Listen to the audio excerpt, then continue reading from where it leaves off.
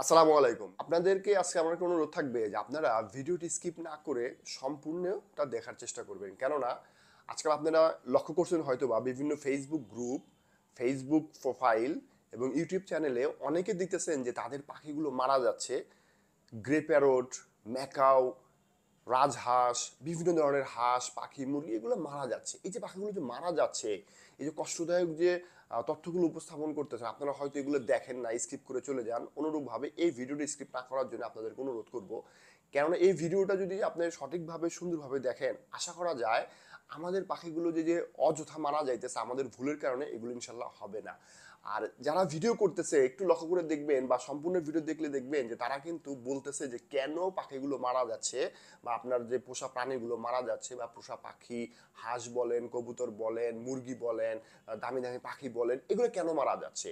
তারা যে ভেটেরিনারি কথা বলতেছে, তাদের ভেটের সাথে কথা বলতেছে, অভিজ্ঞ লোকের সাথে কথা বলতেছে, আরও যারা এই বিষয়ে অভিজ্ঞ তাদের সাথে আলোচনা করে দেখতেছে যে তাদের সেট আপগুলোতে বার্ড ফ্লুতে আক্রমণ হয়েছে। অর্থাৎ যে বার্ড ফ্লু যেটা আছে, যেটা আসলে পাখিগুলো খুব নিমেষেই খুব দ্রুত মারা যায়, এই প্রবলেমগুলো তাদের সেট আপগুলোতে দেখা যাচ্ছে। তাই আপনাদের সাথে অনুরোধ থাকবে যে কিভাবে আমরা এই বার্ড ফ্লু সহ অন্যান্য যে ভাইরাস থেকে আমাদের পাখিগুলোকে বা আমাদের সেট আপগুলোকে রক্ষা করতে পারি, সেই বিষয় নিয়ে আজকে আপনাদের সাথে আলোচনা করবো। স্পেসিফিক 7টা পদ্ধতি নিয়ে আপনাদের সাথে আলোচনা করবো, 7টা তথ্য আপনাদের সাথে আলোচনা করব। আমি আশা রাখি যে আপনারা এই ভিডিওটা সম্পূর্ণ দেখবেন এবং যে পদ্ধতিগুলো বা যে তথ্যগুলো আমি বলবো, এগুলো আমরা যদি মেনে চলতে পারি, ইনশাল্লাহ আমাদের যে সেট আপটা আছে, আমাদের যে কলোনিটা আছে, আমাদের যে শখের পাখিগুলো আছে, এগুলো সুন্দর থাকবে, ভালো থাকবে এবং চমৎকার থাকবে। ভিডিওটা শুরু করার পূর্বে অনুরোধ থাকবে, চ্যানেলটি সাবস্ক্রাইব করে না থাকলে সাবস্ক্রাইব করে পাশে থাকা বেল বাটনটি বাজিয়ে দিবেন। আর আপনি যদি অলরেডি সাবস্ক্রাইব থাকেন, আপনাকে আন্তরিক ধন্যবাদ। চলুন সবাই মিলে ভিডিওটা শুরু করি।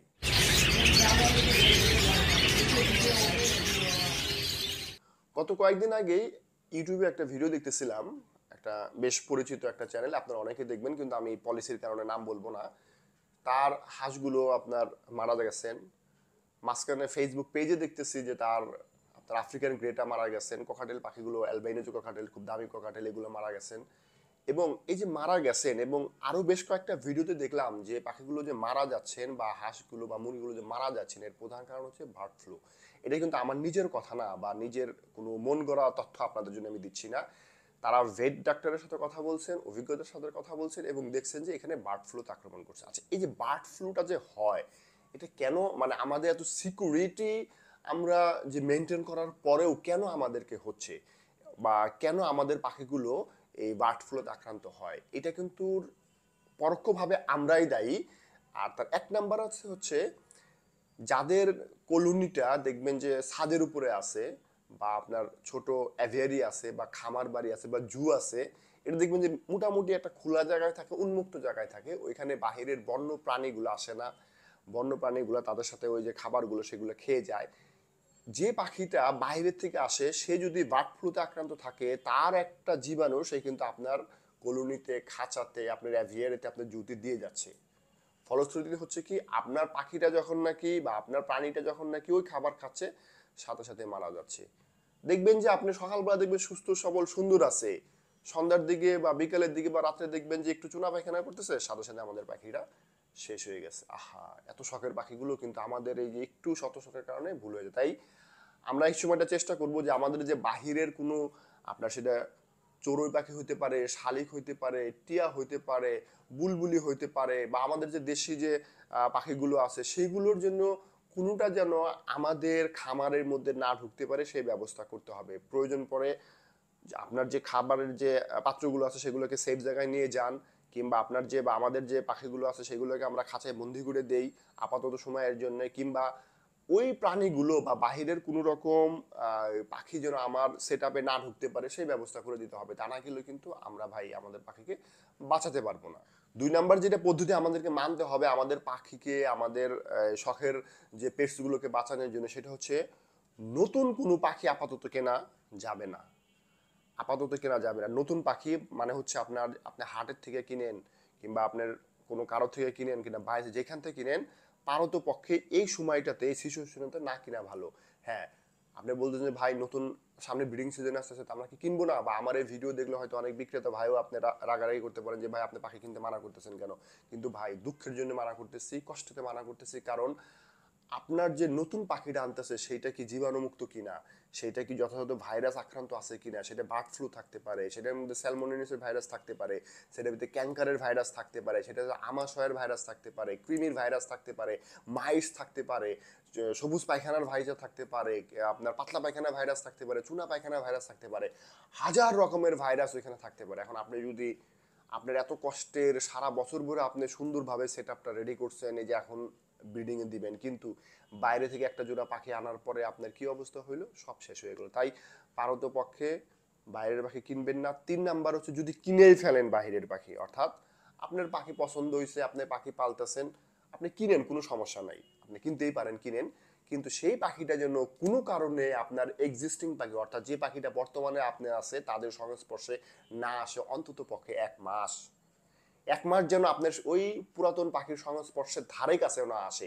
সেইটা যদি আপনি মেনটেন করতে পারেন, সেটা যদি আপনি ম্যানেজ করতে পারেন, তাহলে আপনি খুব সহজেই কিনতে পারেন। আর যারা নতুন পাখি কিনতেছে, 1 জোড়া বা 2 জোড়া পাখি কিনতেছে, তারা কিন্তু খুব সহজেই সেই পাখি কিনতে পারে, কোনো সমস্যা নাই। কিন্তু যারা ব্রিডিং করাবেন, যাদের কাছে পুরাতন আগে পাখি আছে, সুস্থ সবল পাখি আছে, ওই নতুন পাখি কিনে এনে সাথে সাথে তার সাথে দেওয়ার সাথে সাথে যে অসুস্থ হয়ে যাবে, এই ধরনের রিস্ক না নেওয়ার জন্য আপনাদের কাছে আমার অনুরোধ থাকবে। কেননা ওই একটা পাখির জন্য আপনার সেট আপের পুরো পাখিগুলো নষ্ট হয়ে যেতে পারে, ধ্বংস হয়ে যেতে, মারা হইতে পারে, এবং সামনে যে ব্রিডিং সিজন আছে আপনার লস হয়ে যেতে পারে। তাই আমরা যদি নতুন পাখি কিনিও অন্তত পক্ষে 1 মাস কোয়ারেন্টাইন করব।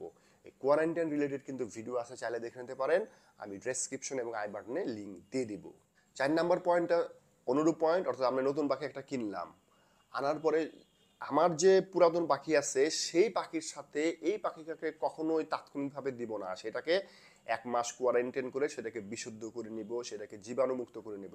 এর জন্য বেশ কিছু প্রসেস আছে। আপনি তাকে নিম পাতার পানি দিয়ে গোসল করান, নিম পাতার পানি খাওয়ান, আপনি তাকে ক্যাঙ্কারের ওষুধ খাওয়ান, আপনি তাকে কৃমির ওষুধ খাওয়ান, আপনি তাকে সবুজ পায়খানার জন্য কোনো প্রবলেম থাকে দেখেন, এই ধরনের কোনো যদি সমস্যা থাকে সেটা থাকে। অর্থাৎ মোট কথা হচ্ছে তাকে বিশুদ্ধ করতে হবে, তাকে শুদ্ধতার মধ্যে নিয়ে আসতে হবে। তার জন্য তাকে একটু আলাদা করে কোয়ারেন্টাইন সিস্টেম করে পাখিটাকে রাখেন, বিশুদ্ধ করেন, তারপরে আপনার যে পুরাতন পাখি আছে সেইখানে দিয়ে দেন, ইনশাল্লাহ পাখিগুলো ঠিক থাকবে। 5 নাম্বার পদ্ধতি যেটা আছে সেটা হচ্ছে আমরা অনেকে কি করি, আমাদের শখের যে আমরা যেহেতু পাখি পাগল মানুষ, কোথাও যদি নতুন কোনো পাখি দেখি বা কলোনি দেখি আমরাও তার কাছে যাই, তার থেকে আমরা অভিজ্ঞতা নিয়ে নেই। এটা কিন্তু খুবই একটা ভালো জিনিস, এটা নেন, কিন্তু ভুলেও আর একজনের কলোনির থেকে এসে আপনার কলোনিতে ঢুকবেন না, আপনার পাখির খাঁচার সাথে যাবেন না, আপনার পাখিকে ধরবেন না। কেননা ওই কলোনির কোনো একটা পাখি যদি অসুস্থ থাকে, ওই কলোনির পাখি হয়তো এইটা জীবাণুটা নিয়ে অ্যাবজর্ব করে স্ট্রং হয়ে গেছে, তার কোনো সমস্যা হয়, কিন্তু তার ভাইরাস আপনার এখানে আসার পরে আপনার পাখি যে সুস্থ থাকবে তার কিন্তু গ্যারান্টি নাই। তাই কলোনি যদি যান বা দেখেন, 100% আপনি নিজে শুদ্ধ না হয়ে, পরিশুদ্ধ না হয়ে আপনার কলোনি বা পাখির কাছে আপনি যাবেন না।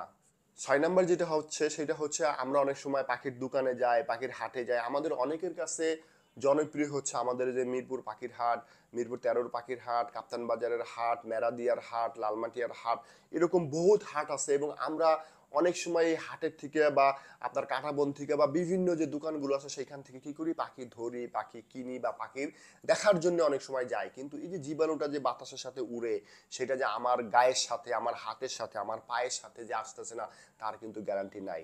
তাহলে আমরা পাখি ধরি, পাখি দেখি, আমরা হাটে যাই, দোকানে যাই, যেখানেই যাই না কেন, যে পরিস্থিতি যাই না কেন, ওই সমস্ত জায়গা থেকে এসে প্রপার ডিসইনফেক্ট না হয়ে, অর্থাৎ যথাযথ জীবাণুমুক্তকরণ আমরা নিজেদেরকে না করে কখনোই আমাদের পাখির কাছে আমরা যাব না। তাহলে কিন্তু ভাই একেবারে শেষ হয়ে যাবেন, একদম নাকের পানি চোখের পানি দিয়ে একদম শেষ হয়ে যাবেন। কেননা ওইখানে 10 জায়গার পাখি 10 ধরনের জীবাণু বহন করতেছে, আর আপনার পাখি সম্ভব হবে না, সে সার্ভাইভ করতে পারবে না। তাহলে এই সমস্ত জায়গা থেকে এসে আপনাকে অবশ্যই নিজেকে সম্পূর্ণ পরিষ্কার পরিচ্ছন্ন হতে হবে। আপনার যে ড্রেসগুলো আছে সেগুলোকে আপনি ওয়াশ করতে দেন, আপনার যে কাপড় চোপড়গুলো আছে সেগুলোকে পরিষ্কার পরিচ্ছন্ন করেন, আপনি নিজে সম্ভব হলে গাও গোসল ধুয়ে নেন, হাত দেন, এই দেন, যা কিছু করেন পরিষ্কার পরিচ্ছন্ন হয়ে তারপর আপনার পাখির কাছে যান। ইনশাল্লাহ আপনার এবং আমার পাখি যথাযথ সুন্দর থাকবে। ফাইনালি যে 7 নাম্বার পয়েন্ট সেটা হচ্ছে এই যে পরিস্থিতি, এই পরিস্থিতিতে ভেট ডাক্তারের পরামর্শ নেন। আমরা যদি ভেট ডাক্তারের পরামর্শ নেই যে ভাই এখন তো এরকম হচ্ছে বা এখন তো এরকম হচ্ছে, বা একটু পাখির দিকে যদি আমরা নজর না দিই, তাহলে কিন্তু আমরা আমাদের শখের পাখিগুলো হারাবো। তাই আপনাদের প্রতি অনুরোধ থাকবে যে এখন আমরা একটু পাখিদেরকে একটু বেশি নজর দেই। হ্যাঁ, সেটা আপনার যে কোনো কারণে হোক, একটু পাখি ঝুমাচ্ছে কিনা, পাখির পায়খানাগুলো কিরকম, পাখি ঠিক মতো খাচ্ছে কিনা, এই বিষয়গুলো যদি এখন আমরা নজর না দিই তাহলে কিন্তু আমাদের পাখি ভাই আমরা বাঁচাতে পারবো না। আর এইগুলো নজর দেওয়ার সাথে সাথে আমাদেরকে কি করতে হবে, ভেট ডাক্তারের সাথে পরামর্শ নিতে হবে যে এই পরিস্থিতিতে আমরা কিভাবে আমাদের পাখিগুলোকে কি করতে পারি, বাঁচাইতে পারি। আর এই যে 7টা পয়েন্ট, এটা হচ্ছে আমাদের পাখিগুলোকে আমরা কিভাবে বাঁচাবো বা আমরা বাকি থেকে আগে থেকেই আমরা সতর্কতামূলক ব্যবস্থা গ্রহণ করবো। এখন কোনো কারণে যদি আমাদের কোনো একটা পাখি এই ধরনের অসুস্থ হয়ে যায়, ভাই বার্ড ফ্লু হইলে পাখি বাঁচানো খুবই টাফ হয়ে যায় এবং খুবই একটা মানে বিশাল একটা ঝামেলার মধ্যে পড়ে যেতে হয়। দেখা যায় যে আপনার হয়তো, আমি বললাম না এটা কিন্তু লক্ষণ প্রকাশ পায় না, আপনি দেখা যাইতেছে সকালবেলা ভালো আছে, আমার পাখি তো সুস্থ সবল আছে, আপনার হয়তো কলোনির ভিতরে 20টা পাখি আছে বা আপনার এক সিরিয়ালে 20টা খাঁচা আছে, আপনি কিভাবে বুঝবেন যে কোন পাখিটা অসুস্থ? যে পাখিটা মারা গেছে, হ্যাঁ পাখি মারা গেছে, কেন মারা গেছে? এই যে পাখি যখন মারা যায় সাথে সাথে আপনি তার পায়খানা পরীক্ষা করেন, ভেন্ট পরীক্ষা করেন এবং সাথে সাথে সমস্ত পাখির জন্য চিকিৎসা পদ্ধতি গ্রহণ করেন। আপনার যে খাঁচার মধ্যে একটা পাখি আছে বা তার সাথে একটা দুইটা পাখি আছে শুধু তার চিকিৎসা নেবেন সেটা কিন্তু করার দরকার নাই, আপনার সমস্ত পাখির চিকিৎসা পদ্ধতি নেবেন। এবং যে পাখিটা দেখা গেছে যে ধরেন এক জোড়ার মধ্যে একটা পাখি আপনার হয়েছে, একটা পাখি আপনার আক্রান্ত হয়েছে, এই ওইটার জোড়াটা মারা গেছে বা সিঙ্গেলটা মারা গেছে, আপনি তাকে কোয়ারেন্টাইন করেন, ফ্রেন্ড আলাদা নিয়ে নেন, আলাদা করে তাকে চিকিৎসা করেন, সেই সাথে সাথে আপনার যে কেজের যে অন্যান্য পাখিগুলো আছে সেগুলোর চিকিৎসা পদ্ধতি দেন, দ্রুত দেন। এবং সেটা হচ্ছে অবশ্যই ভেট ডাক্তারের পরামর্শ নিয়ে দেন, অভিজ্ঞ ভাইদের পরামর্শ নিয়ে এই চিকিৎসা পদ্ধতি গ্রহণ করেন, তাহলে কিন্তু ইনশাল্লাহ আমাদের যে পাখিগুলো থাকে এগুলো আমরা খুব সহজে বাঁচাইতে পারবো। তা না হলে কিন্তু আমরা আমাদের কলোনির পাখি হোক, কেজের পাখি হোক, এই পাখিগুলো কিন্তু বাঁচাতে পারবো না। আশা করি ভিডিওটা ভালো লাগছে, লাইক করবেন, শেয়ার করবেন, চ্যানেলে নতুন হয়ে থাকলে সাবস্ক্রাইব করে পাশে থাকার বেল বাটনটি বাজিয়ে দিবেন। দেখা হচ্ছে নতুন আরেকটা ভিডিও, ততক্ষণ পর্যন্ত আমাদের সবার পাখি ভালো থাকুক। টাটা, আসসালামু আলাইকুম।